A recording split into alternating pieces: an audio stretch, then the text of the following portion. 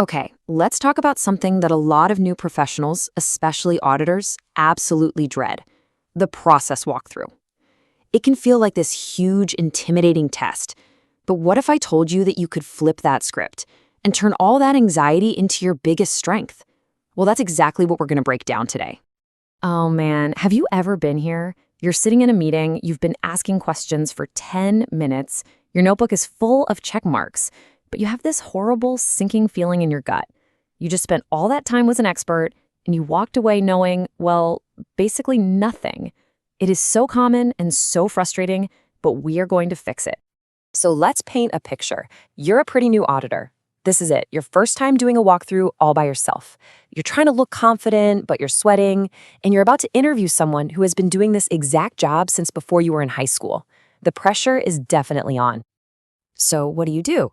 You pull out that generic checklist they gave you. You ask something like, do you have controls over the check run? And the answers you get back are just flat. Yes, of course. Yep. So you check all the boxes, you thank them for their time, but what did you actually learn? Nothing. You walk away completely clueless.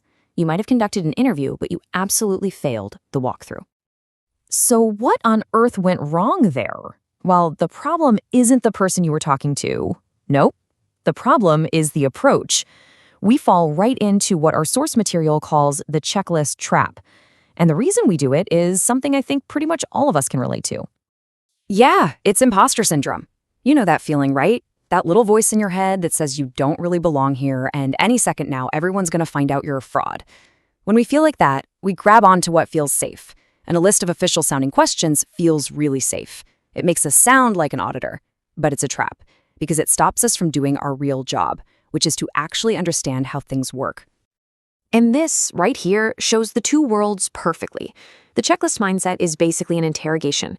You're just asking these leading questions that are designed to get a simple yes or no. But the discovery mindset, that's all about genuine curiosity. It doesn't assume anything, it just wants to understand. And not shift from interrogator to explorer is everything. Okay, so that's great in theory, but how do you actually do that? How do you switch into that discovery mode when you're under pressure? Well, it turns out there's a really simple but incredibly powerful mental map you can use for pretty much any business process out there.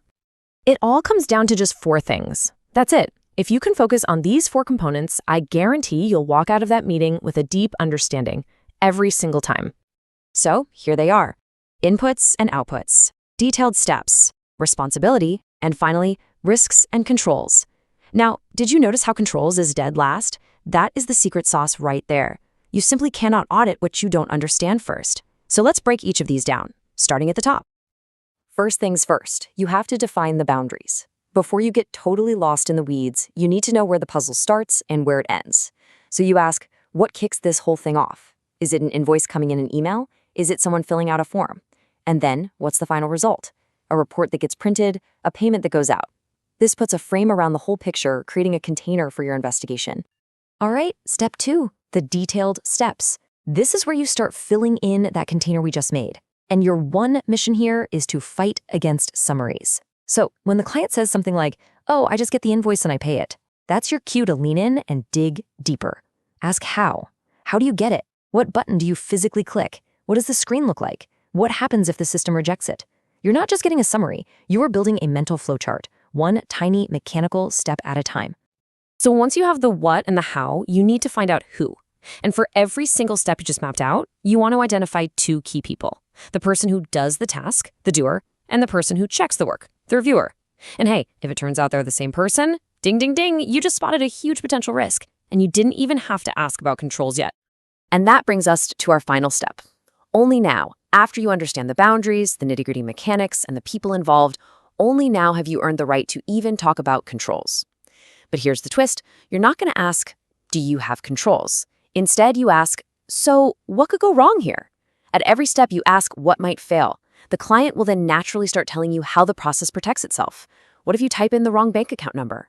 Oh, the system won't let you. It validates it against our master file. Boom, you just found a control naturally.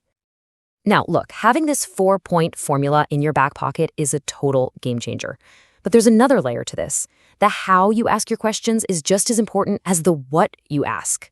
This is what our source calls the golden rule.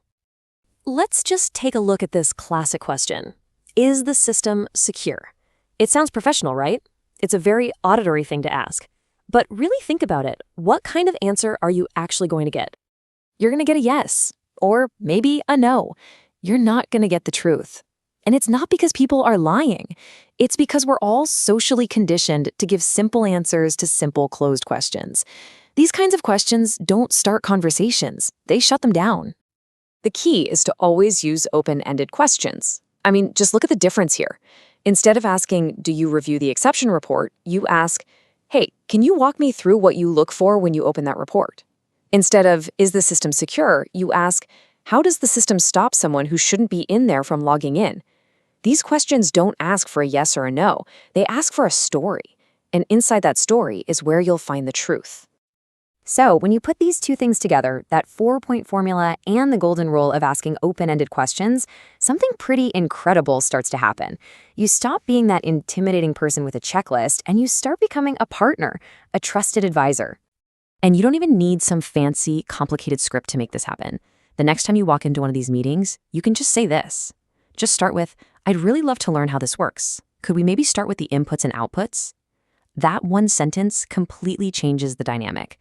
It signals curiosity, not judgment. It shows you respect their expertise, and it just sets the stage for a real conversation where you can actually learn something. So I'll leave you with this final thought. Think about your own work right now, whether you're an auditor or in a completely different field. What's one process that's always felt a little confusing or maybe even intimidating to you? Because with this simple framework, you now have the tools to not just understand it, but to actually master it.